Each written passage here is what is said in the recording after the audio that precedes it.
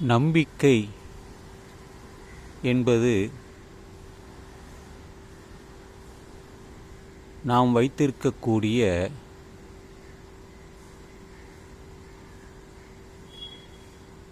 ஒரு நம்பிக்கை. அதன் பெயர்தான் தன்னம்பிக்கை.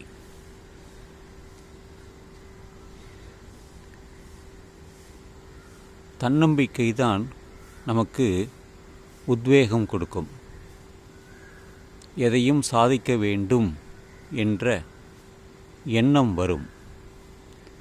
அந்த எண்ணத்தின் உந்துதல்தான் நாம் எல்லா காரியங்களையும் வெற்றிகரமாக செய்வதற்கு முயற்சிக்கிறோம். அப்படி செய்வதற்கு நமக்கு ஆசீர்வாதம் வேண்டும் என்றால் நமது முன்னோர்களின் பெற்றோர்களின் ஆசீர்வாதம் நமக்கு எப்பொழுதுமே துணையுடன் இருக்கும். அவர்கள் ஆசீர்வாதம் கிடைத்தால் நாம் செய்யக்கூடிய எல்லா செயல்களையுமே சிறப்பாக அமையும். இயற்கையை வணங்குங்கள். ஏனென்றால் நமக்கு தருகின்ற அனைத்துமே இயற்கைதான் அளிக்கிறது. இயற்கையை காப்பாற்றுவோம், வணங்குவோம்.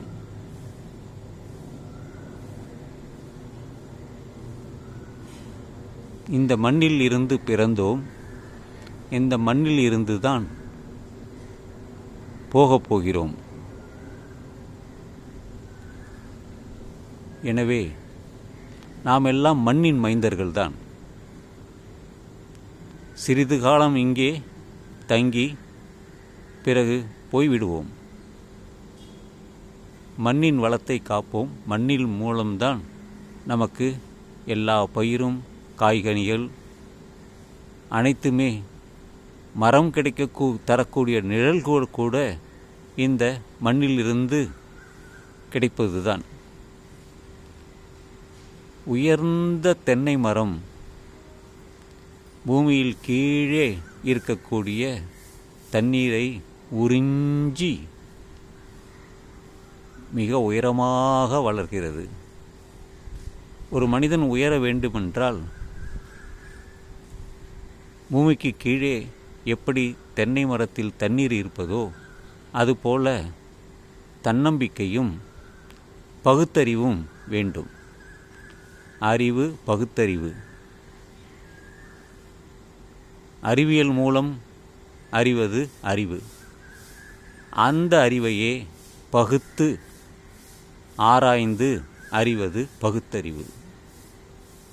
இதை செய்ய வேண்டும், இதை செய்யக்கூடாது, இதை நம்ப வேண்டும், இதை நம்பக்கூடாது, இவர் நல்லவர், இவர் கெட்டவர் என்று அறியக்கூடிய அந்த அறிவு நமக்கு ஒரு பரம்பரை மூலமாகவோ வேறு சொல்லியோ வராது. நாமே சுயமாக சிந்தித்து அதை சிந்திப்பதற்கு தருவதுதான் அந்த பகுத்தறிவு. எனவே நாம் செய்யக்கூடிய எல்லா காரியங்களையும் பகுத்து அறிந்து அறிவியல் துணையுடன் செய்வது நலம். இதுவே இன்றைய காலை பதிவு. இந்த நாள் இனிய நாளாக அமையும் என்று உங்கள் அனைவரையும் வாழ்த்துகிறேன்.